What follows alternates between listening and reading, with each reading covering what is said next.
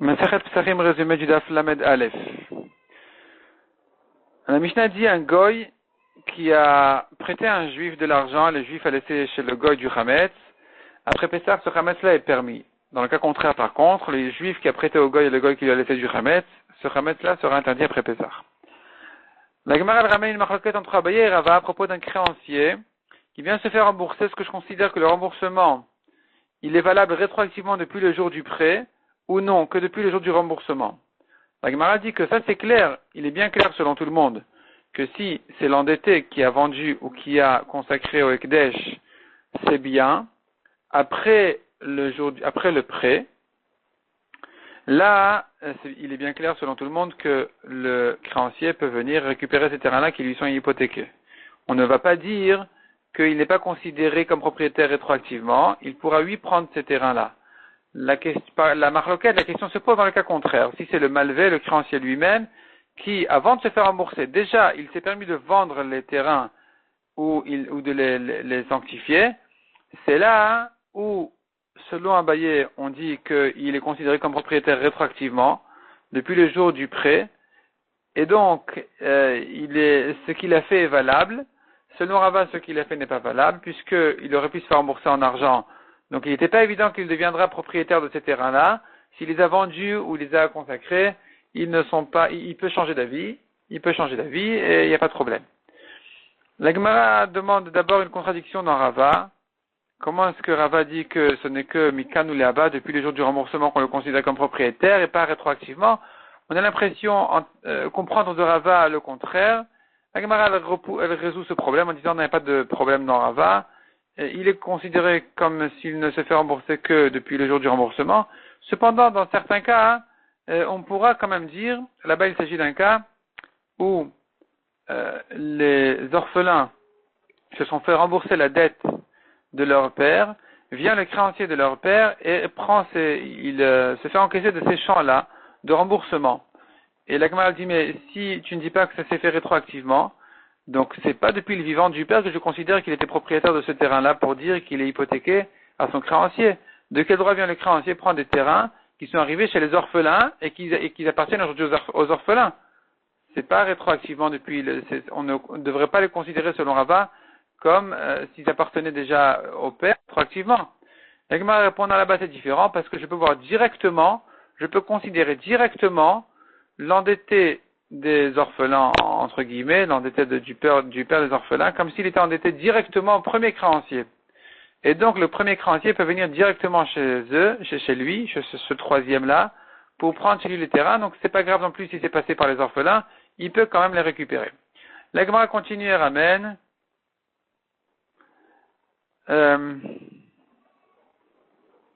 notre Mishnah à nous, où on voit que le goy qui a prêté de l'argent à un juif, le Hametz est considéré, après Pessah, donc il lui a confié le Hametz après Pessah il est permis. Comment ça se fait qu'il est permis, demande la Gemara. La Gemara comprend que le goy s'est fait rembourser après Pessah. C'est la preuve que ce remboursement est valable rétroactivement. C'est une preuve pour Rava. Il y a objection contre Rava. Répond la Gemara non. Même s'il n'est pas valable rétroactivement, il s'agit ici que le juif, quand le juif a emprunté au goy, il lui a confié le Hametz. Il lui a laissé le Hametz chez lui, chez le goy. Donc pendant Pessah, le Hametz était vraiment chez le goy. C'est pour cela qu'après Pessah, le Hametz est permis. Et inversement, si c'est le juif qui a prêté au goy, le goy a laissé le Hametz chez le juif pendant Pessah, donc ce Hametz-là sera interdit.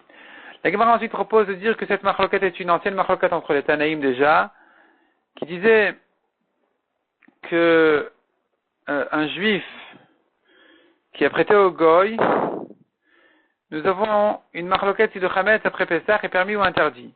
Donc la Gemara veut dire peut-être que c'est la marloquette de Abaye et Rava. Est-ce que je considère que le remboursement est valable rétroactivement ou pas? Donc apparemment la Gemara veut comprendre à cette étape-là que le Hametz n'a pas été confié vraiment chez le créancier, il n'a été que remboursé ensuite. La Gemara repousse en disant c'est impossible de comprendre comme ça, car dans le cas contraire, où c'est le goy qui a prêté aux juifs, selon tout le monde, le Hametz est interdit. Donc on sera obligé de comprendre cette braïta là autrement. Et la Gemara, c'est là où elle vient dire que il y a une halakha qui dit un créancier juif qui a prêté de l'argent à un juif, le gage qui lui a été confié est considéré comme s'il lui était acquis au créancier. On apprend des psukim que c'est considéré comme s'il était propriétaire, il avait acquis le gage. Et la question se pose, est-ce que quand ça vient d'un goy aussi, il a acquis ou pas? C'est là où est venue la marloquette. Est-ce que le goy qui a confié ce gage-là chez le juif, je considère le juif comme propriétaire ou pas? Donc c'est là la braïta qui disait le juif qui a prêté au goy, le goy lui a laissé le gage de chametz. Si je considère le juif comme propriétaire, le chametz est interdit. Sinon, le chametz est permis. Mais dans le cas contraire où c'est le juif qui a laissé chez le goy le chametz pendant Pessah, le goy lui avait prêté de l'argent.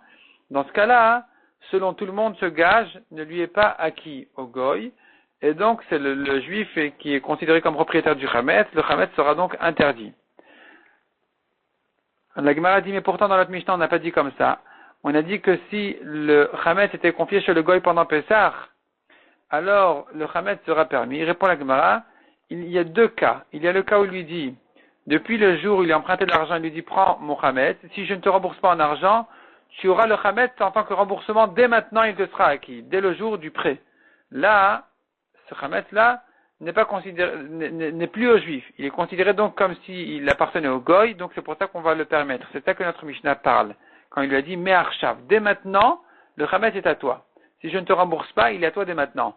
Tandis que, dans le cas où on a vu la marloquette, on a vu, il s'agit d'un cas où on n'a pas dit mais arshav, il n'a pas dit, il sera à toi dès maintenant, il lui a laissé le chametz en tant que gage, c'est là on a dit, que le goy, selon tout le monde, n'a pas acquis le gage il appartient aux juifs, donc le goy qui a prêté d'argent, qui a reçu un gage en chametz, il ne l'a pas acquis, donc là, le chametz sera interdit selon tout le monde. Dans le cas contraire, où le goy a confié le gage chez le juif, en chametz, c'est là où on a une marloquette, est-ce que le juif l'a acquis ou pas, sachant que le goy ne lui a pas dit mais arshav.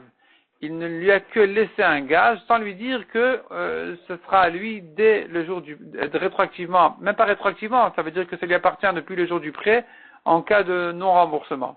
Dans ce cas-là, c'est là où on a une marloquette, est-ce qu'il est acquis aux juifs, oui ou non. La Gemara ensuite ramène une braïta qui dit, un magasin qui appartient à un juif, le magasin, la marchandise, et il y a des ouvriers goïm qui circulent là-bas, si on trouve là-bas du chametz, il est interdit.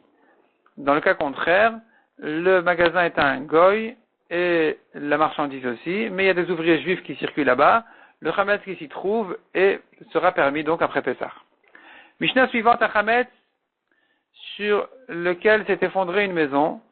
Cette ruine-là maintenant cache le chametz, on le considère comme détruit. Rabban Shimon ben Gamliel ajoute une condition, il ajoute une condition que le chien ne puisse pas ressortir le chametz. La Gemara va dire qu'il s'agit de 3 tfachim où le chien ne ressent plus l'odeur du chametz pour le ressortir. La Gemara précise quand même, il faut annuler le chametz, il faut faire bitoul, il faut l'annuler. Cependant, dit la Gemara, ça sera différent du cas de l'argent qui était confié à quelqu'un pour garder l'argent, donc quelqu'un qui doit garder l'argent de son ami. Là, on a une halakha qui dit, Shmuel a dit, ça ne peut se garder que dans la terre. Là, il n'y a pas besoin de creuser 3 tfachim.